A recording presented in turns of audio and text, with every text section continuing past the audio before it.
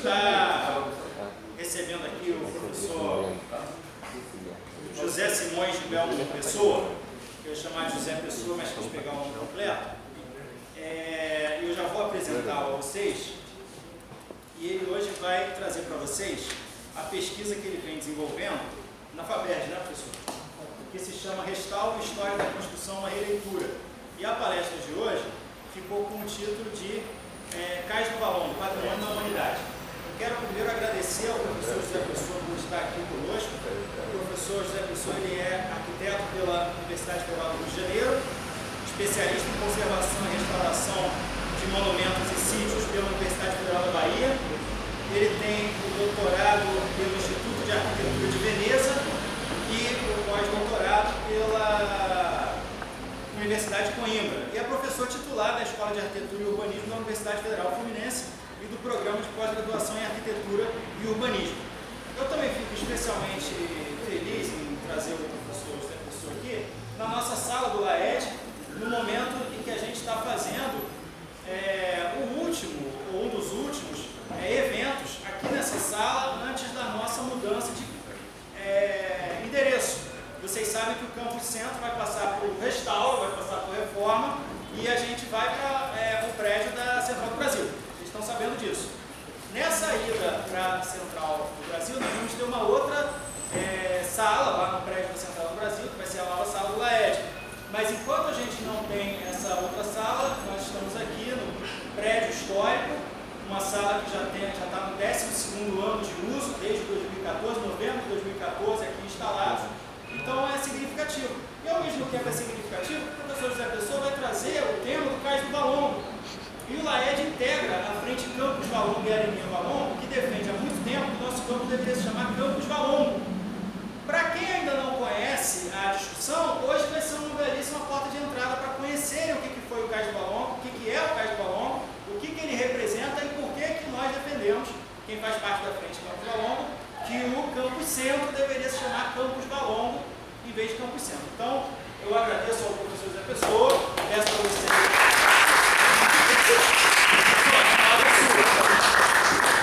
Bom dia a todo mundo. Bom dia. Explico a vocês por que eu estou aqui falando do Valongo, entre outras coisas, porque eu participei do dossiê com a candidatura do Cais do Valongo, que foi apresentada à Unesco para ser patrimônio mundial e que foi decretado patrimônio mundial em 2017.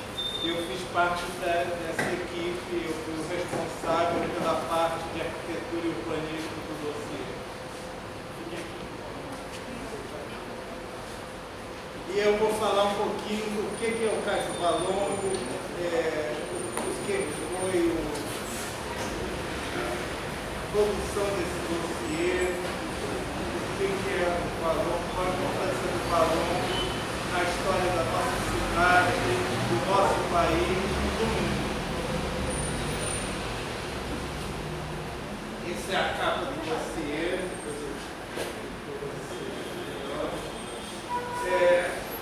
Essa história começou em 2011 com as transformações na área portuária da prefeitura, do projeto da prefeitura de transformação, de construção, de liberação em altura dos prédios naquela área. Mas havia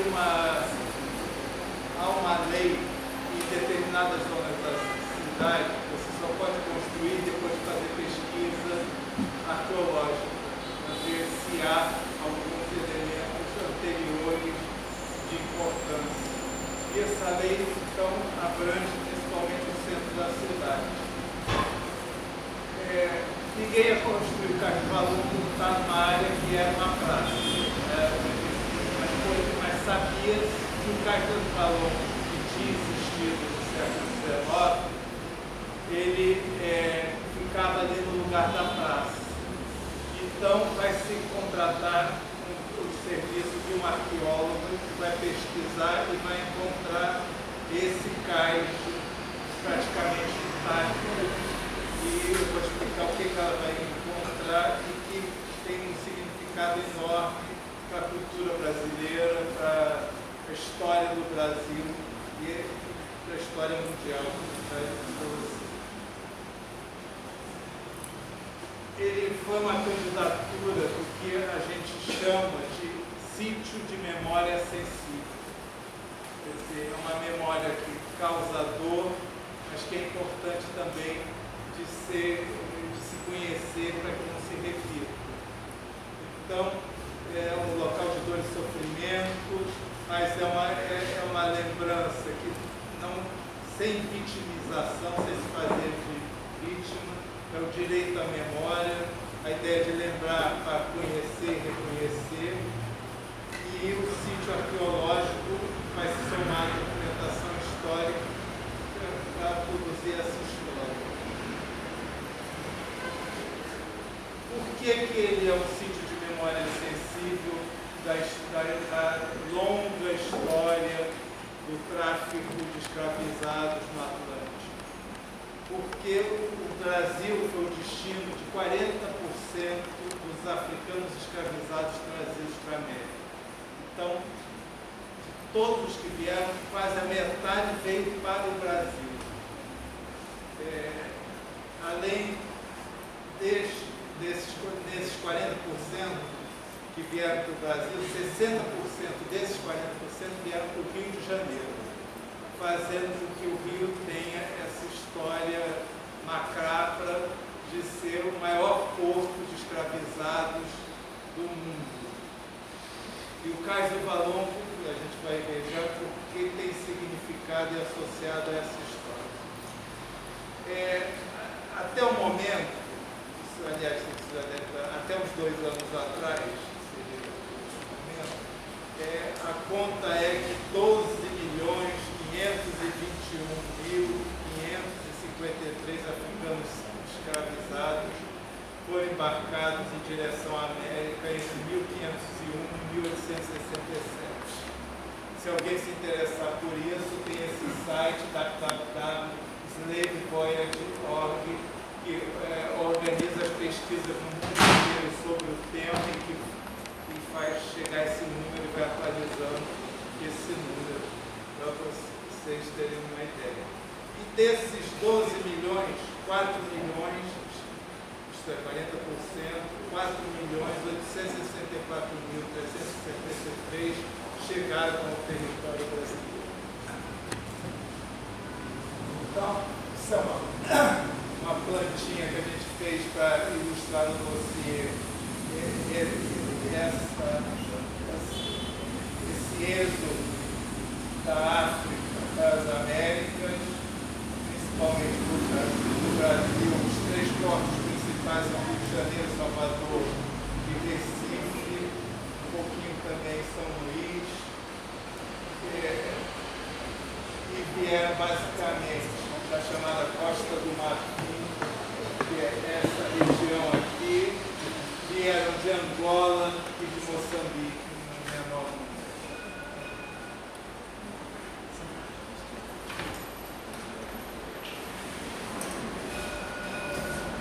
Para vocês terem uma noção da importância do Brasil nessa triste história, no Brasil chegaram 4.800.000. Os Estados Unidos, que têm os afrodescendentes, têm uma participação muito ativa, foram apenas 305.000. Em todo o Caribe, que é outra região, foram 3 mais consideráveis, foram 3.883.000. E na América Espanhola, toda a América do Sul, com exceção do Brasil, mais a México, a América Central, foram 1.292.000.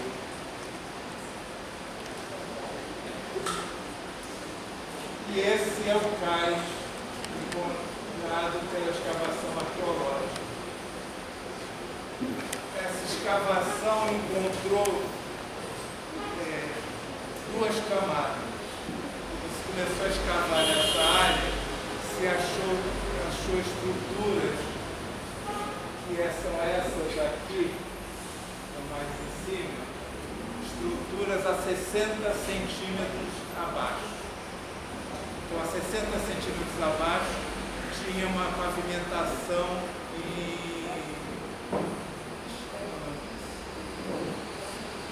aquele tijolo, aquela pedrinha retangular. Paralelepípedo? Paralelepípedo.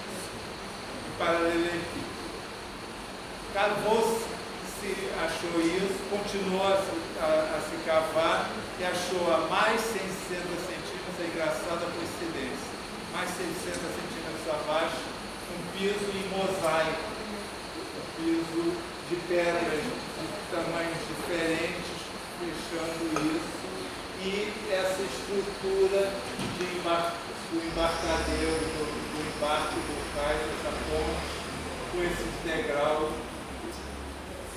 e foi nesse momento se parou. Ainda se fez mais uma pesquisa de umas pedras que estavam soltas e se encontrou aqui debaixo um degrau do que seria uma escada e que corresponde a uma descrição que se tem sobre o cais que a gente vai ver. Então, aqui está a estrutura.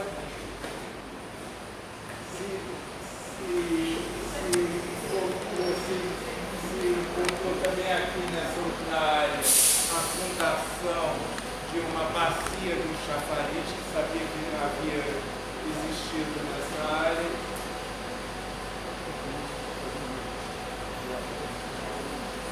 Imagens. Então, essa é a de paralelepípedo, essa é a de mosaico.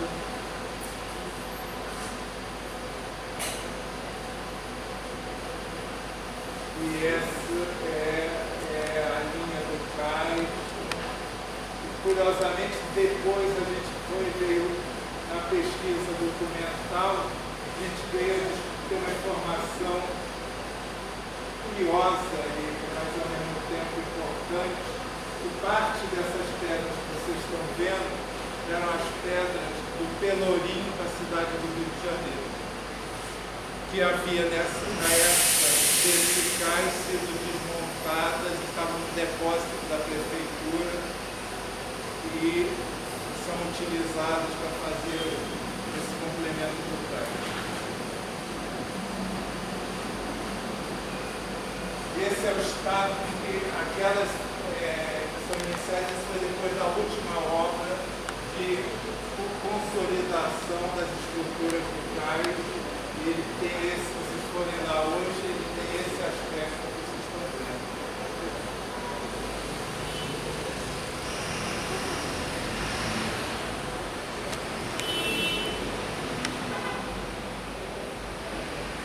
Aqui é a parte que ainda está coberta, que foi cavou a terra, o degrau, que certamente é o degrau da escadaria primitiva do lugar.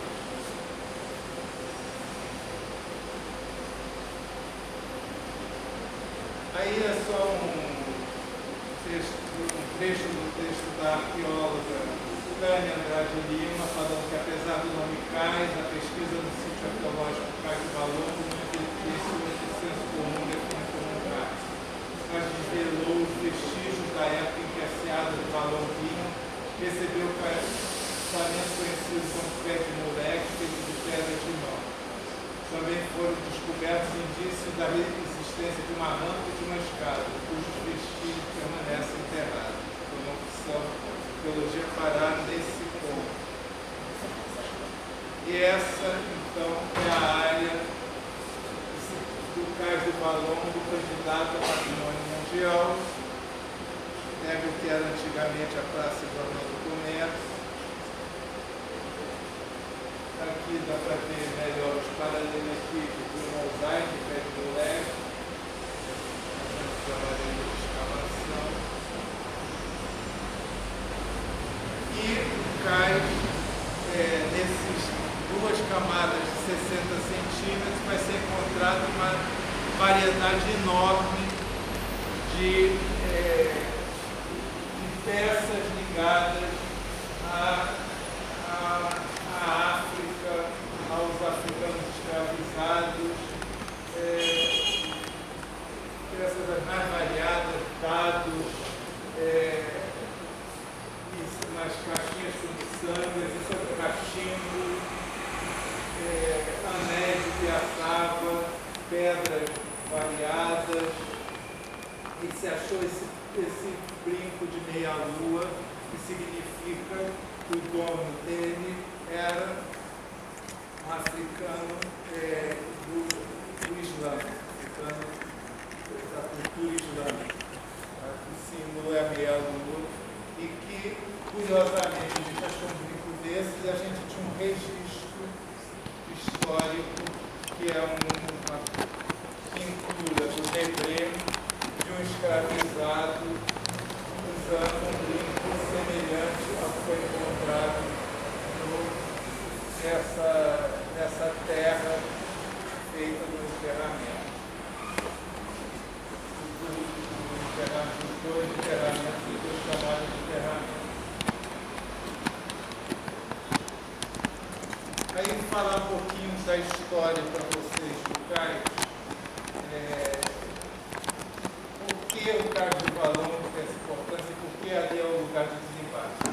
Até 1974, o desembarque era feito no porto da cidade. O porto da cidade era, no século XVIII, o que é hoje a Praça 15, ali onde tem o Paço Imperial, não sei se vocês conhecem essa área, ali era o porto.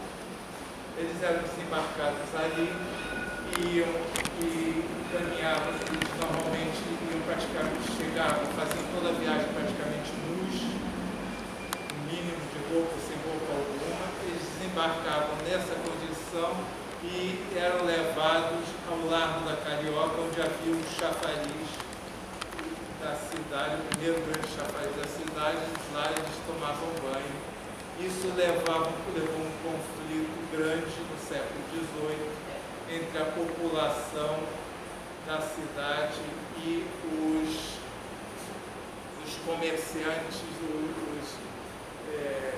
comerciantes de escravos. Até esse conflito, porque a população dizia que era um absurdo, um bando de homens e mulheres nus cruzando a cidade. Então eles vão, isso vai ser interrompido em 1774, quando o vice-rei Marquês de Lavradio ordena a transferência, desembarque e venda de africanos escravizados para a região do Valongo, que é mais ou menos aqui onde nós estamos hoje em dia, e que era uma região fora da cidade nesse momento. E ali vai se constituir, então eles não poderiam mais ser desembarcados no porto da cidade, junto ao alfândega da cidade, e sim nesta outra área.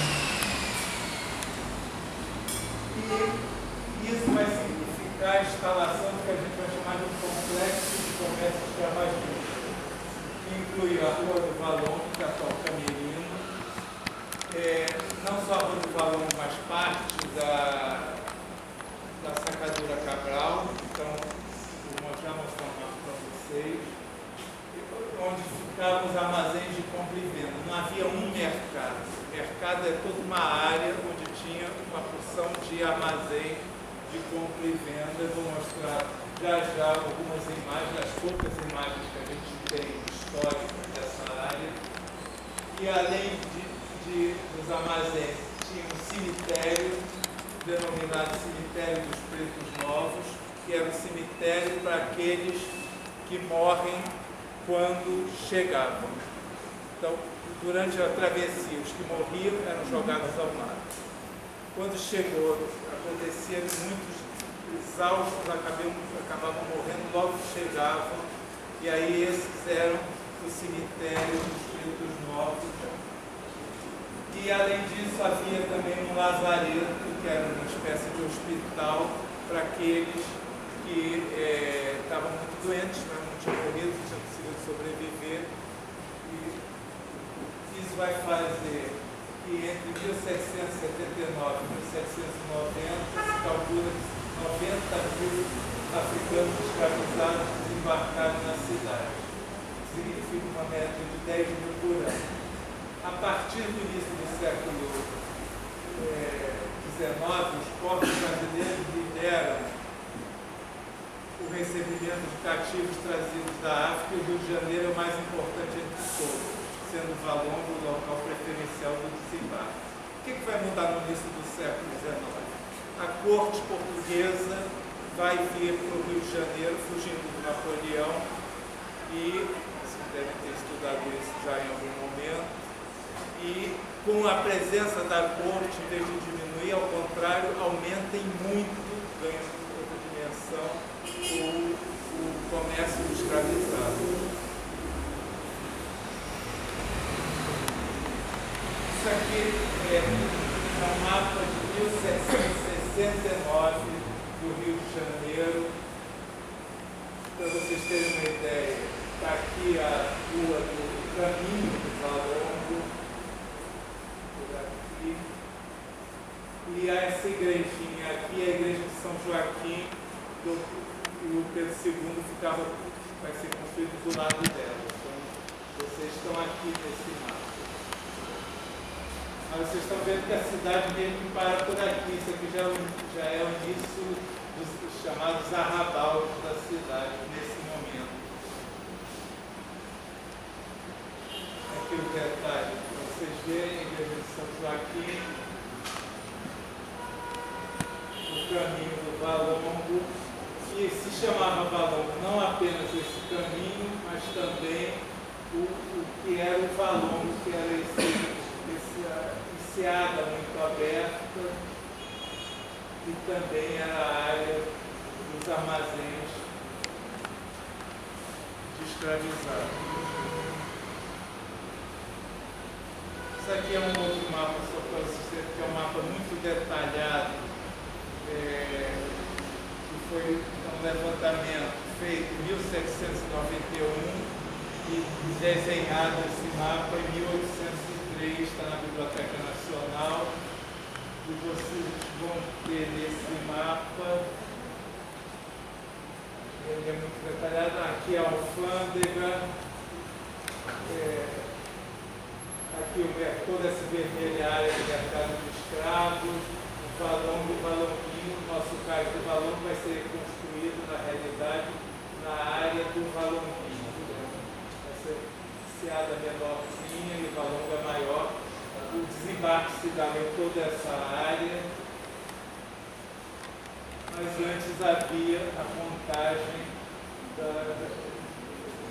aqui para pagar as taxas dos impostos devidos pela alfândega. Então eles passavam pela alfândega e depois iam e desembarcavam no Valongo. Estou explicando isso porque isso vai ser motivo da época de montagem do dossiê, de discussão se afinal eles desciam mesmo no Valongo ou não desciam no Valongo.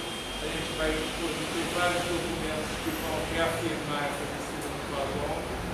E que o que acontecia na alfândega era só a contagem, não necessariamente se dava sempre a contagem na alfândega, inclusive às vezes o funcionário da alfândega ia no navio contar, porque você pagava imposto pela quantidade de escravizados e devia ter muito sonegador. Isso, então, por isso aqui é o detalhe desse mapa, aqui o Trapiche, eles não chegavam nem a desembarcar em terra firme. Eles eram aqui, o Trapiche tinha uma parte sobre o mar, e é nessa parte que eles viam existir uma pintura do naturalista e pintor alemão Hugendas. Ele faz uma aquarela dessa contagem no mar. É interessante, porque ele acaba fazendo uma cena meio menos aflitiva do que de fato ele registrou. A gente tem algumas dessas pinturas, a gente tem o original, isto é, o esboço que ele fez a lápis para depois fazer a pintura, na Biblioteca Nacional. Então vocês estão vendo a cena definitiva, mas o que de fato acontecia era isso.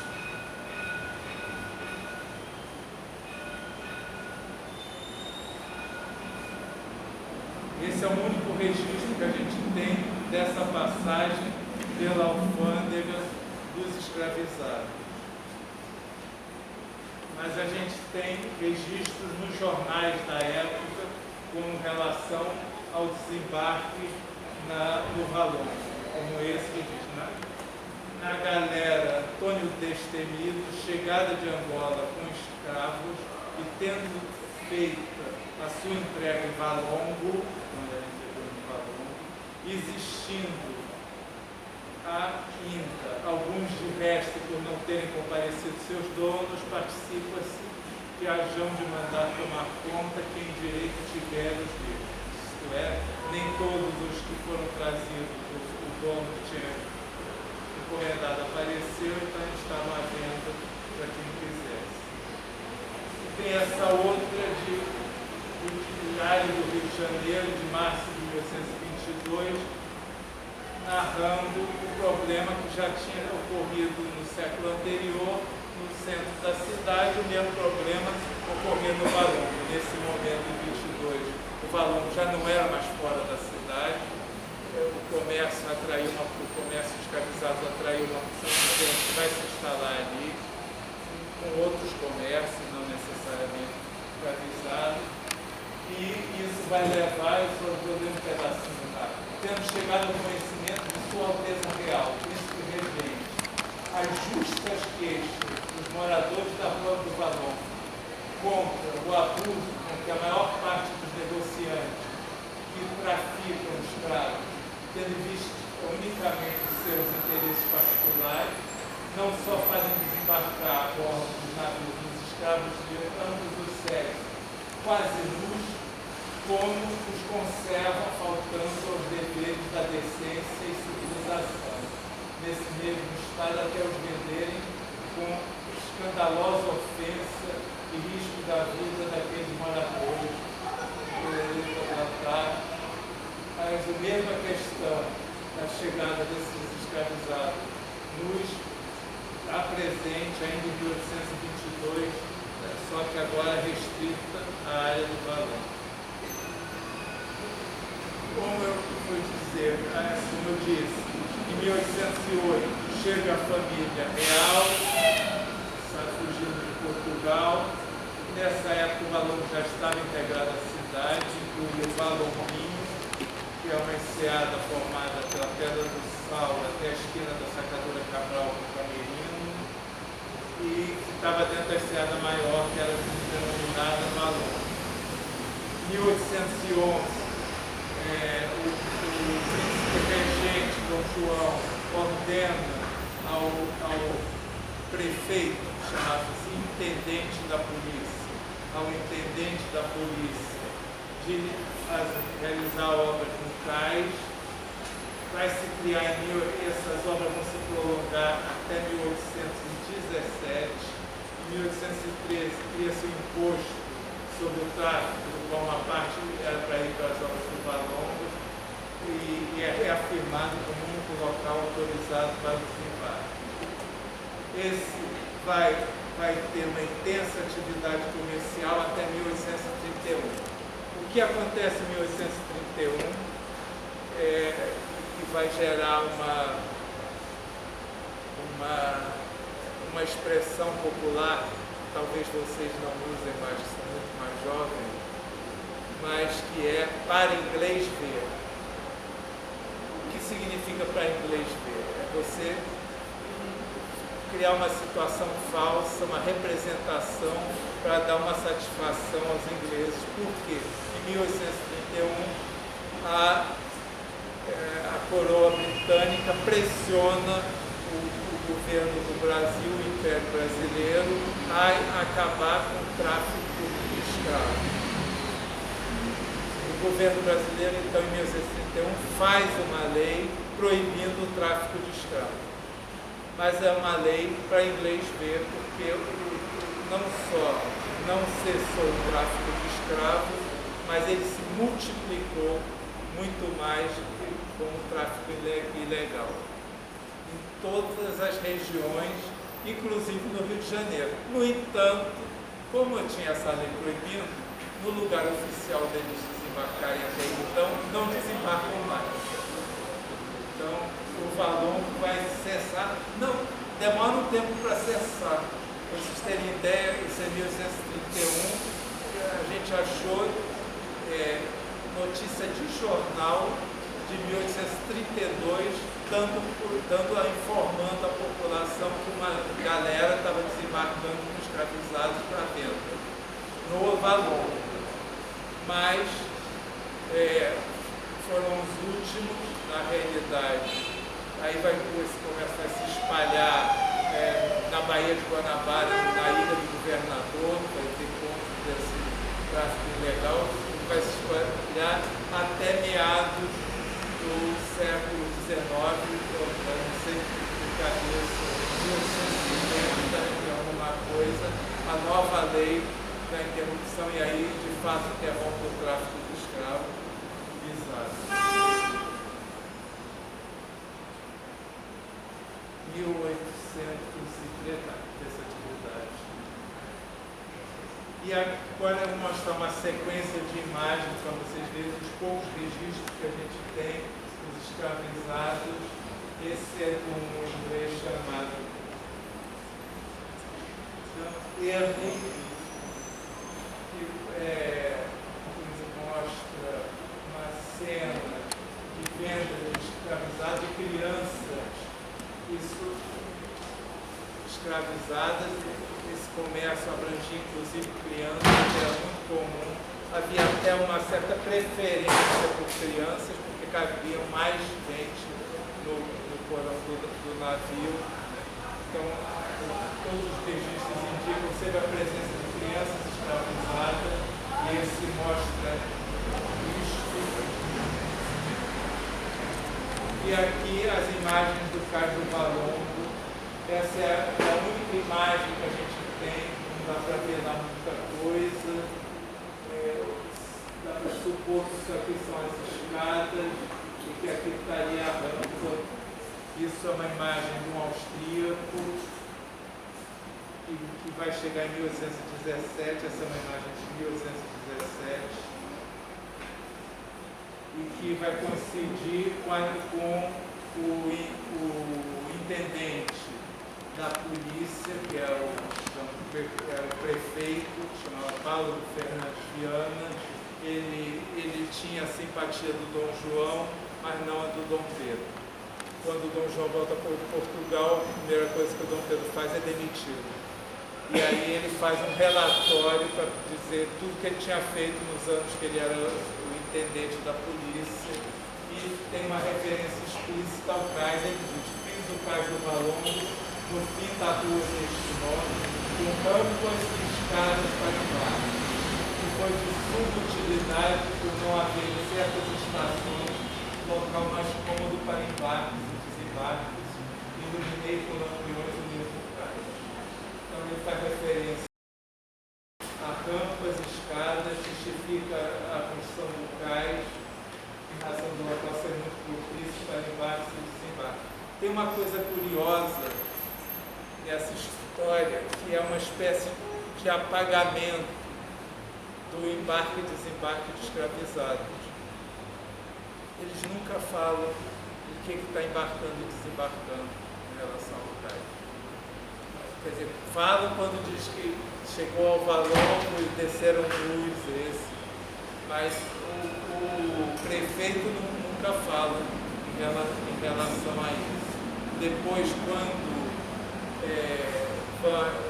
vai Dom Pedro II vai se preparar o desembarque da esposa dele, da imperatriz, e vai se escolher esse local, que era o valongo, para seu desembarque, também é curiosíssimo como não se fala que antes era o lugar do desembarque dos escravos. A gente sabe disso por análise de um contemporâneo que fica dizendo assim, reclamando absurdo, mas não explicando por que era um absurdo a imperatriz desembarcar. Então, essa é a imagem Valongo, do litoral do Valongo, aqui onde era o cais, em 1817. Temos essa imagem. Temos o rascunho que gerou aquela imagem. E temos esse outro lado. Isso aqui é a rua Camerino, que na época se chamava Rua do Valongo. Isso aqui, esse largo, é o Largo dos Estivadores, onde existe essa espécie de larguinho ali. Vocês estão vendo que é como se a gente tivesse mais ou menos, não tanto, mas tivesse andado um pouco do Pedro II na Rua Camerino e chegávamos a esta visão.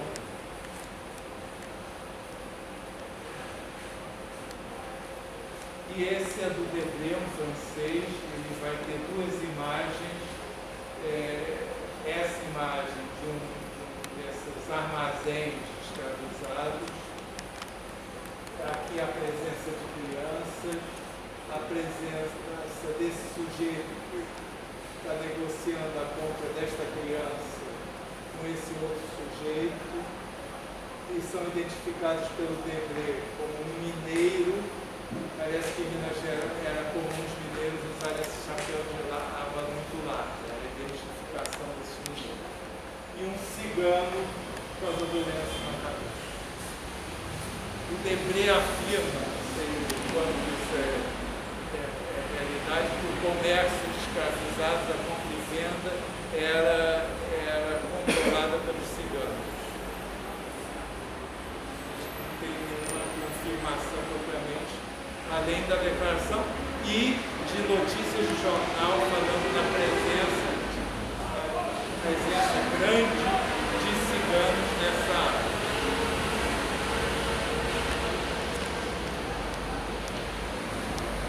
E aqui uma outra imagem do Debré, de uma visita à casa de ciganos, visitante, as outras, a casa propriamente dita, e do lado o armazém dos escravizados, seria um armazém semelhante àquele que a gente viu antes.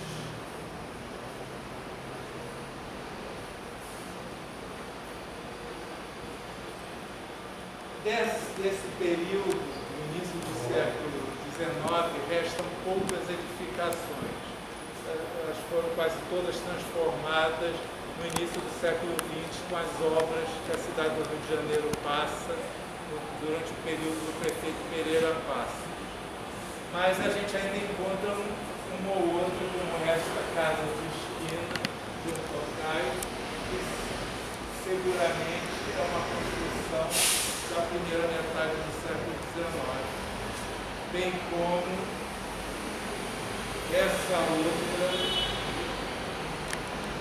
que foi uma descoberta feita durante a montagem do dossiê, que era a presença de Florinda, a dona desta casa, desse sobrado e dessas casas térreas que deveriam ser armazéns de escravizados. Florinda é uma angolana, ela é casada com um degredado brasileiro que vai parar em Angola, se casa com ela, eles fazem controle do comércio em Angola, mas se mudam, depois que ele morre, ela se muda com a família para o Rio de Janeiro, constrói esse sobrado aqui, e aí tem um conjunto de casas térreas.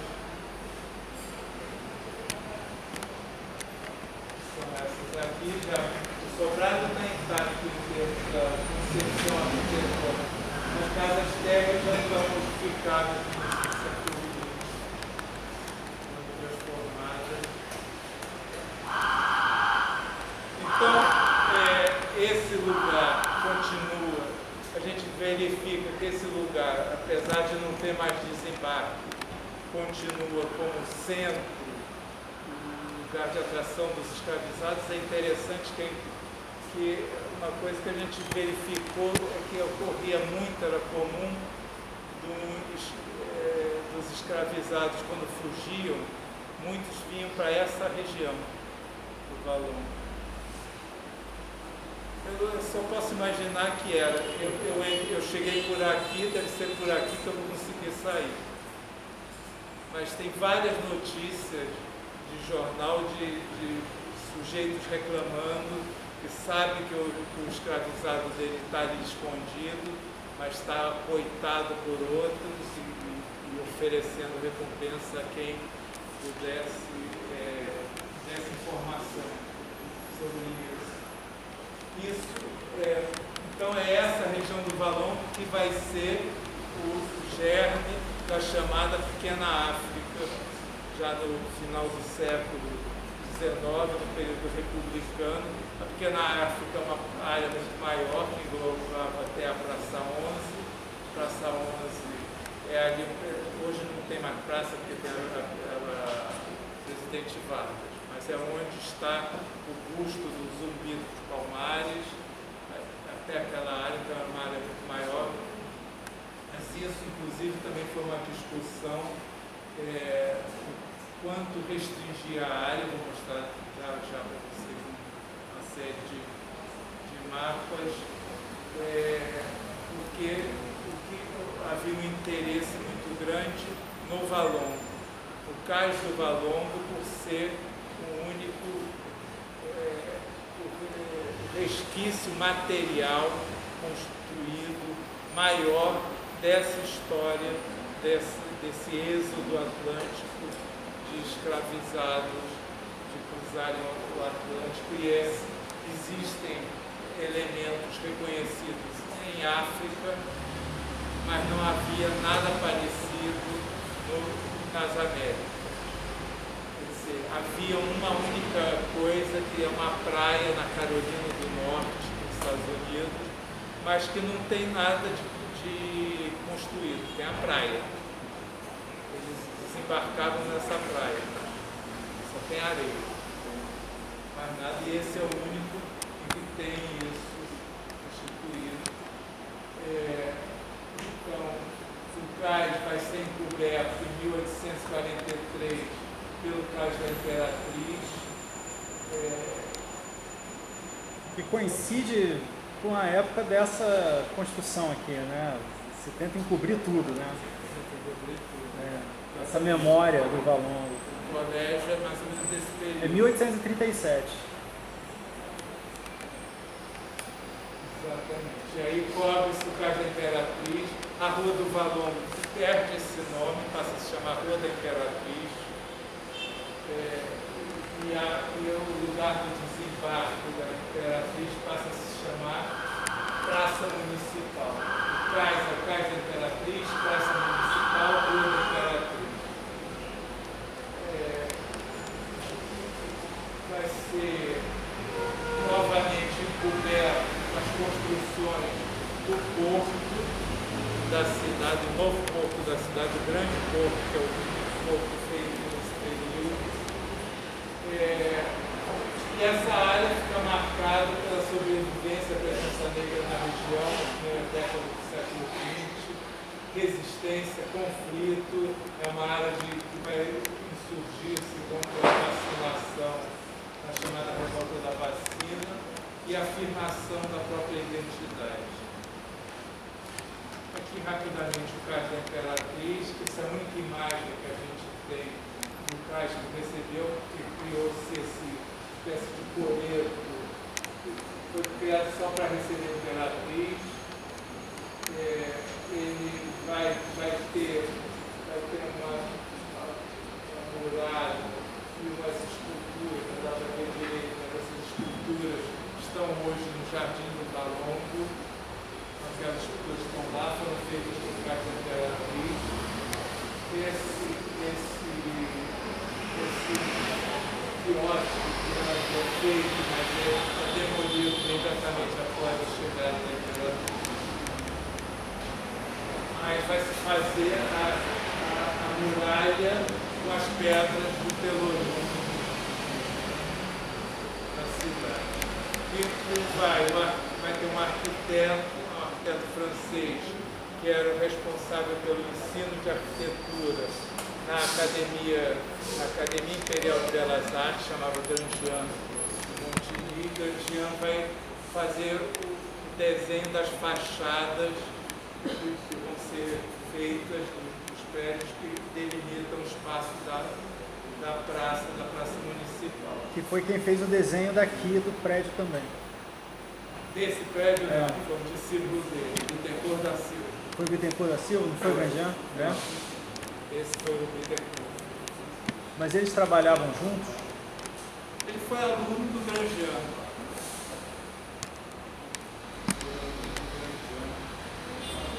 Ó, gente, o professor José Pessoa, ele era da comissão do IPHAN, que é o Instituto do Patrimônio Histórico e Artístico Nacional, quando tombaram esse prédio aqui.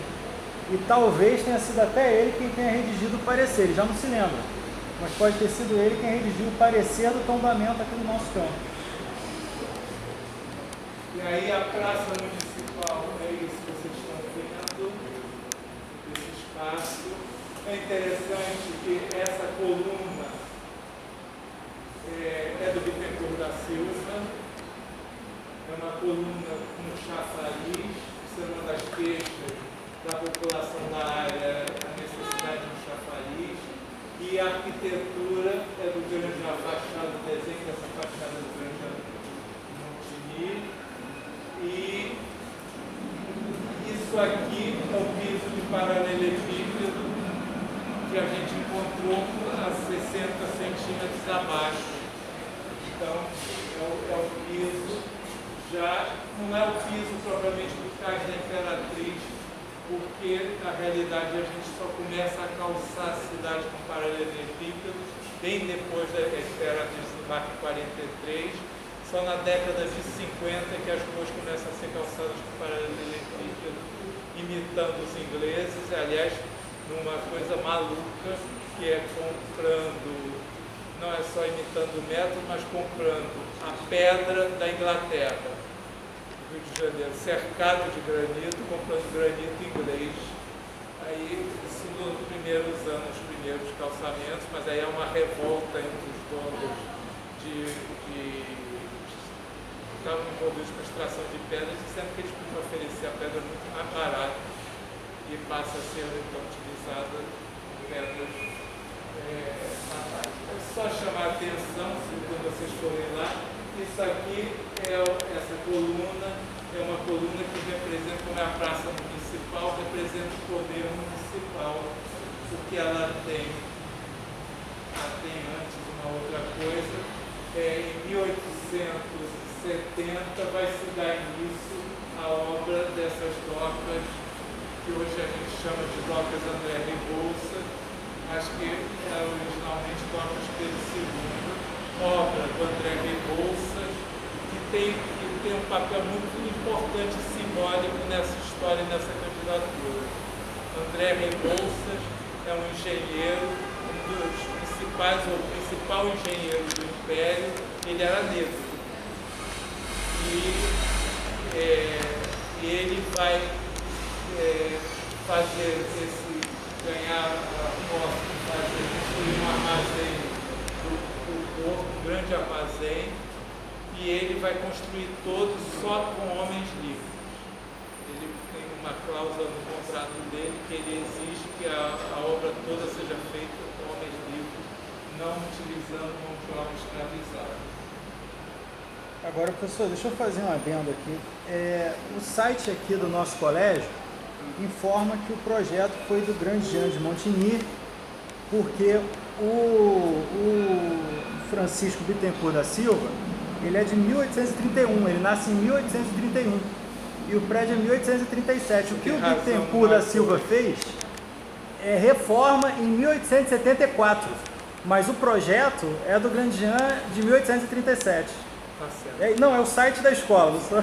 Não, o site da escola podia estar errado. Podia estar. Por isso que eu tô. Eu que me enganei. Por isso que eu tô dando. Porque esse prédio aqui é do Bittencourt da Silva. O prédio que havia antes era do Grandian. Entendi. As alterações foram tão significativas que da fachada. Sobrou muito pouco mais extenso, mas deve ter ainda 2 ou 3 paredes do prédio do Grangean aqui dentro. Mas o prédio original é verdade, do Grangean. É um prédio curioso, tem muito do desenho dele, tem a igreja, aí é um prédio que tem uns óculos. Aquilo é atribuído ao Grangean, de fato. Esqueci de dizer. Não, mas eu excelente, aula de excelente. história da arquitetura e eu mostro muito esse prédio, mas eu mostro tudo como as obras, mostrando as obras do Bittencourt da Silva, e eu esqueci que de fato é do Grangean de Montigny, o prédio original. Esse é o armazém, então tem um papel importante também na prefeitura, porque é a proposta de fazer dele o centro de referência sobre o Cais de Vallon. O prédio do armazém, hoje ele pertence ao governo federal. A ideia é que a Palmares vai dividir esse espaço Fundação Palmares com o centro de referência. Isso aqui eu vou mostrar para vocês uma coisa curiosa. Essa coluna ainda está lá hoje em dia, a coluna representa o município. Por que ela representa o município? Porque ela tem os símbolos os símbolos antigos do município do Rio de Janeiro. Esse globo todo vazado, que eles chamam globo armilar, junto com a cruz de Malta, e aqui tem 3 setinhas. Vocês conseguem ver? Porque a cidade do Rio de Janeiro se chama São Sebastião do Rio de Janeiro. As setinhas são as flechas de São Sebastião. Flechas que mataram São Sebastião.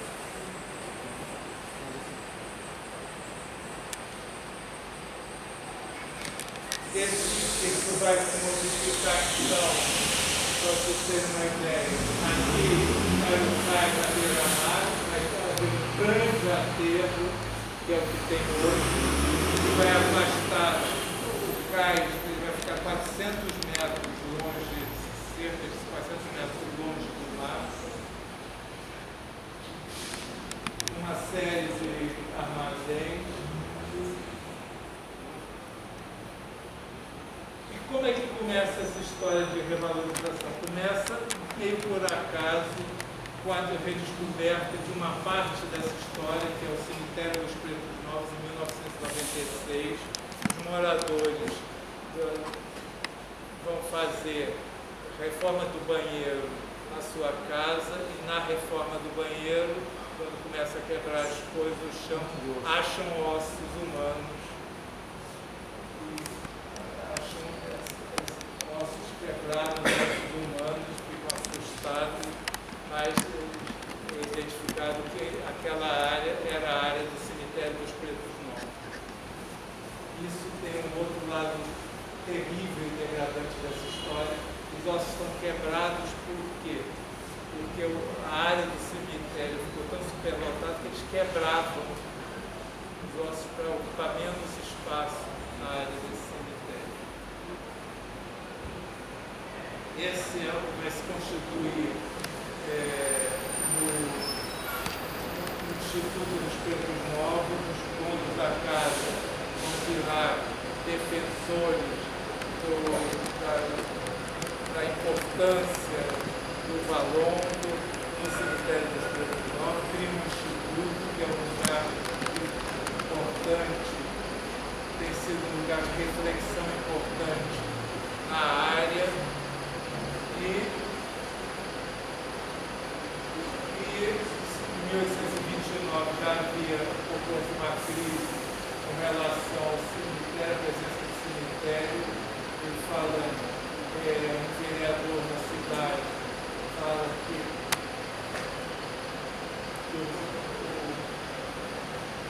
estabelecer na rua que vai dar para o valor para um bom cemitério destinado para a sepultura dos escravos novos do tempo, que aquele sítio era inabitado e totalmente fora do âmbito dessa capital. Tem se tornado o presente estabelecimento insuportável aos moradores daquele bairro, hoje bastante povoado pelo uso em geral a saúde dessa capital, principalmente pela maneira indecente e inumana que ali se sepultam os cadáveres sem atenção, seja ao decoro de uma cidade policiada, como a saúde de seus habitantes. Esse é mais espantoso, que é a ausência, o apagamento do cemitério. Não há nos mapas da cidade o registro da presença desse cemitério, com exceção de um único mapa, que é o que eu mostrei para vocês, de 1793, 1791, 1803, que marca esta área que corresponde ao cemitério com essas cruzinhas. É o único testemunho da presença, na cartografia, da presença do cemitério, que corresponde hoje a essa área, do fim dessa rua aqui da Rua São Gregório até a rua seguinte, essa área toda era aqui o Instituto dos Coelhos Novos, era a casa onde foi fazer a obra e achou o cemitério. Isso tudo é sítio arqueológico, aqui é o Instituto dos Coelhos Novos, uma parte museu, história.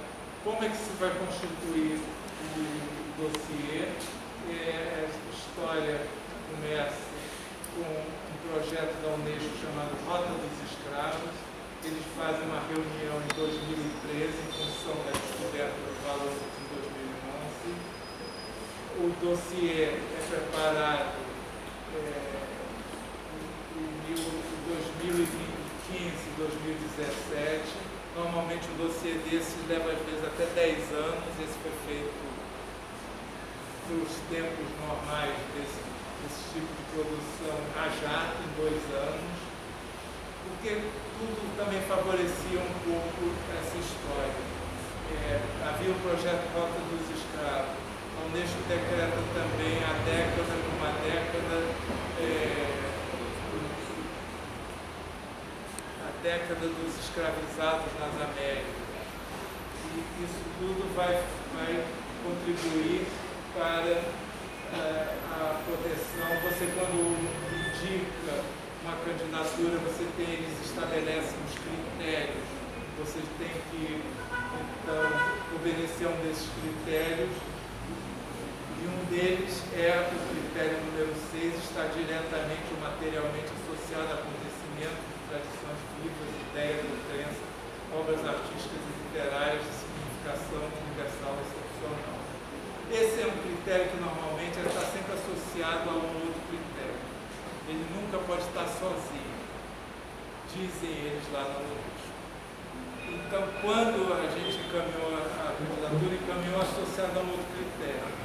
Quando eles encaminharam para ser aprovado em assembleia, eles encaminharam só com esse critério. A gente achou, perdemos. Porque tem uma instrução que ele pode ir sozinho, como é que eles encaminham ele sozinho? Depois a gente descobriu que havia uma espécie de acordo dentro da Unesco, que esses critérios ligados à memória, esses pedidos ligados à memória sensível, sítios de memória sensível, eram contemplados apenas com critérios 6. Então, o valor vai se juntar ao campo de concentração de Auschwitz, a prisão, agora não lembro o nome, onde ficou Mandela preso quase toda a vida na África do Sul, a Hiroshima e a esse juntou-se o Cais do Valor, um patrimônio mundial, foi aprovado na Assembleia ocorrida em Cracóvia, que é onde fica Auschwitz, que é o campo de concentração nazista. Isso, a Rota dos Escravos em 2013 pôs essa placa junto da explicação da prefeitura. E aqui, só para vocês terem uma noção da área do balão, o cais está aqui. Essa foi a primeira área de estudo. Ela depois foi ampliada em 2 pontos. Essa área, o que eu fiz foi corresponder identificar na cidade de hoje o que no século XIX era chamado de Valon. Então essa área corresponde ao que no século XIX era chamado Valon. Havia uma tendência a querer abranger toda a pequena África. Nós vimos que era muito arriscado, porque criaria uma área muito grande, que provavelmente a UNED não aceitaria, isso ia levar mais tempo, então vamos mais prático. Mas aqui eram em 2 pontos, um para pegar a casa da Dona Florinda e outro que foi uma queixa que não havia uma ligação à área do cais com o mar. Não havia por uma razão muito simples, porque no meio do caminho tinha um armazém. Mas, mesmo assim, como eles insistiam, nós criamos essas 2 áreas, a ligação com o mar e a casa da Dona Florinda. Essa casa ali já é na Camerino, ali é a Camerino, né? A Camerino é aqui. Aqui, tá. Essa é na Barão de São Félix.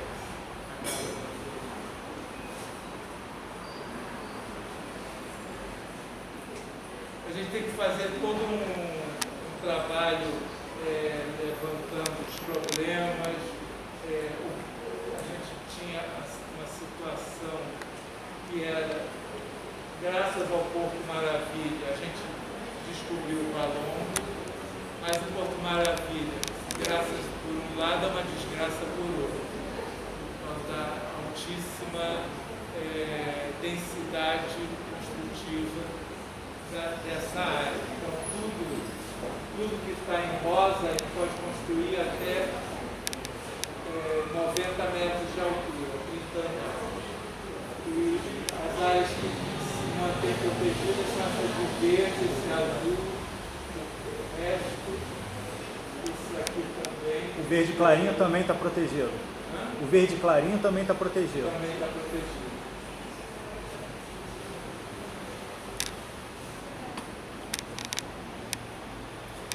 O que provavelmente vai se configurar é essa muralha de edifícios.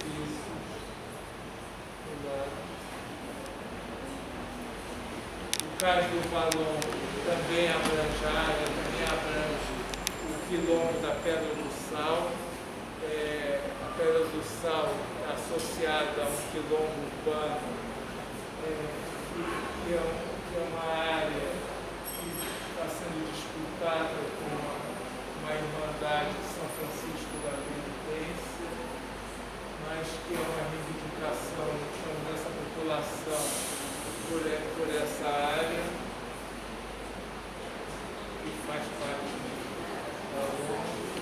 E ele criou uma porção de atividades. Então, isso que vocês estão vendo acontece agora todo ano, que é a lavagem do cais, a lavagem simbólica. Também não pode lavar o cais, porque daqui a pouco ele desmonta. Essas estruturas resistiram muito tempo, mas elas ficaram muito tempo encobertas. Então, elas estão expostas às intempéries que podem estar fazendo problema. Então, é só uma lavagem simbólica, mas ainda há problemas a serem resolvidos, como se chove muito no cais alado. Ele tem um sistema de bombas para jogar a água que se acumula fora. Só que se for uma chuva muito forte, há uma subida da maré e não tem como jogar fora. É um problema a ser resolvido.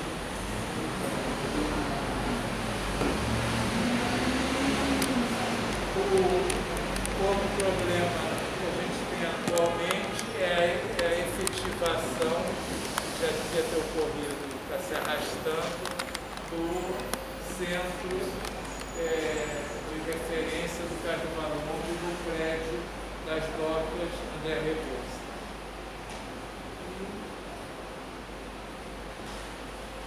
O Valon, então, tem sido objeto hoje de visitação turística, aqui é um ambiente, isso aqui é um grupo de turistas. O Instituto de Pretos Novos tem essa atividade, essa visita turista na área, conhecimento na área. E eu vou encerrar com um trechinho que eu acho muito importante, muito bonito, de um historiador, um especialista em história da África, que é o embaixador Alberto da Costa Silva, que fazia parte do Conselho Científico do dossiê. Na primeira reunião, fez um discurso do qual eu extraí esse pequeno trecho que ele diz: o Cais do Valongo tem importância não apenas para a história brasileira e, portanto, para a nossa vida como nação, mas também para a história do mundo.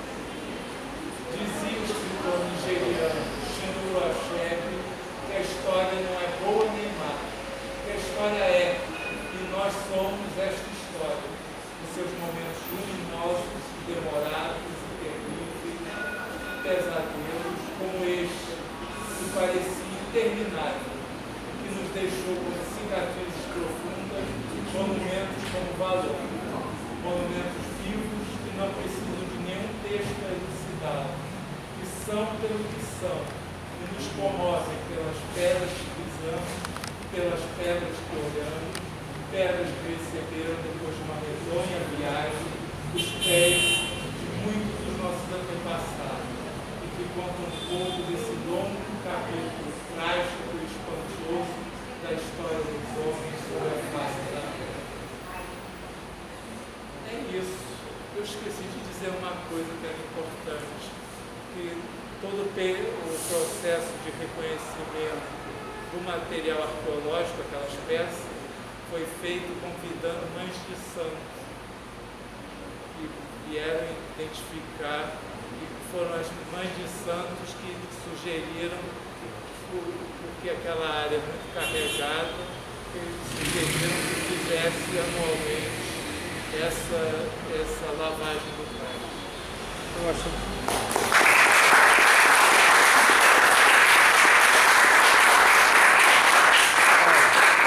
Muito obrigado, professor.